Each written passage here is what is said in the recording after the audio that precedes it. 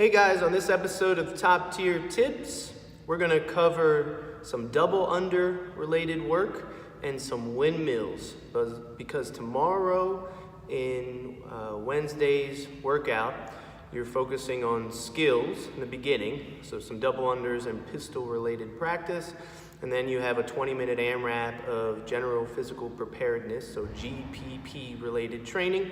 And I threw windmills in there as one of those things. And I'll explain more in a moment why. All right, so let's talk about the double unders. So in a previous episode, I went over GPP and how it relates to your ability to perform higher skilled things like a double under. And in that example, in that video, talked about how if your relative strength is low, then you're not likely to be able to jump high enough to do a double under. So if you can't squat, if you can't put half of your body weight on your back and do multiple good reps with that weight, then you probably need to work on your relative strength in a squatting pattern while you're trying to improve your double under skill. So let's assume that everyone watching this has the requisite amount of strength to actually perform a bound well. So in the double under, you have to jump high enough for the rope to go underneath of you twice. So if I'm doing a single under, all right, I might only jump here, right, whatever distance this is off the ground. And when it's time to do my double under, I have to jump higher. Now, notice that the way my body's lined up and the manner in which I'm jumping hasn't changed. Right? I'm very vertical and I'm bounding. So bounding means as soon as my feet touch the ground, my entire musculature is literally like a rubber band shooting me back up into space. All right, so a lot of people, when they're trying to learn double unders, they change how they jump because they're trying to create more time in the air for the rope to spin around them. And that ends up meaning they have trouble stringing together their double unders. So a lot of people will start going like this to get their feet higher. Sometimes I'll see that. These are examples of a person not feeling strong enough to bound properly and artificially creating more space between their feet and the ground for a rope to spin twice. Problem is, all these examples and more slow down the bound, and so it completely screws up the rhythm of your double under. Right? So try and keep your body in a nice, straight, bounding line. And if you can't do that, then it's time to actually get your squat higher. Okay?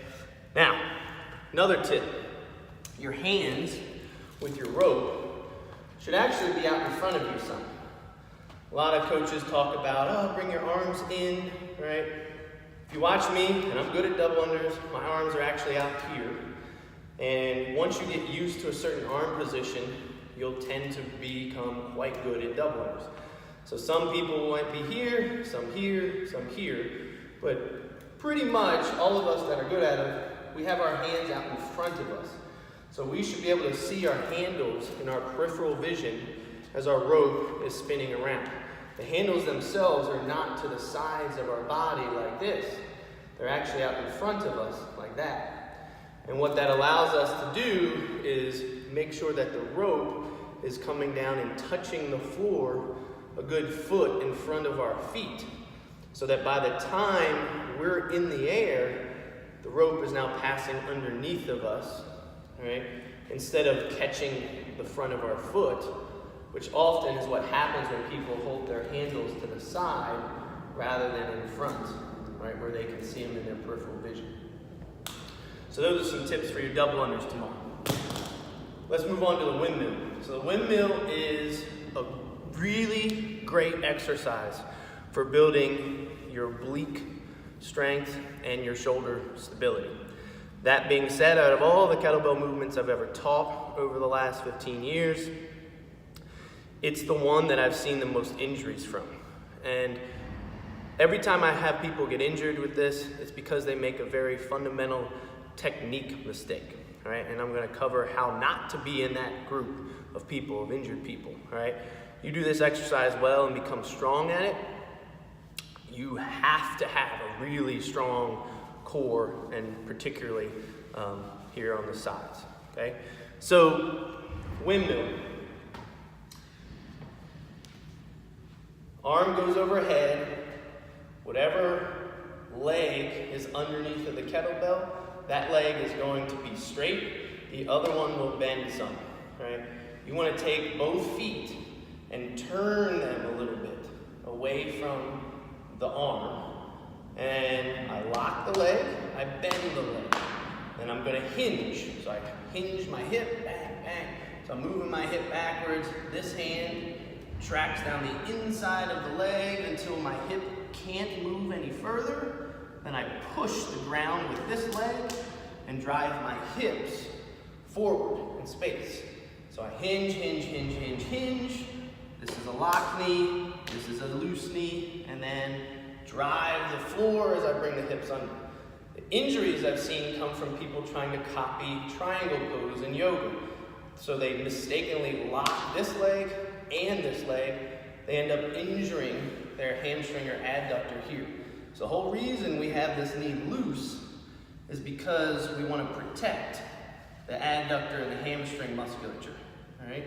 So as you guys are moving through your windmill, make sure that this opposite knee is always loose and you're hinging from the hip to get down here before you end up standing up.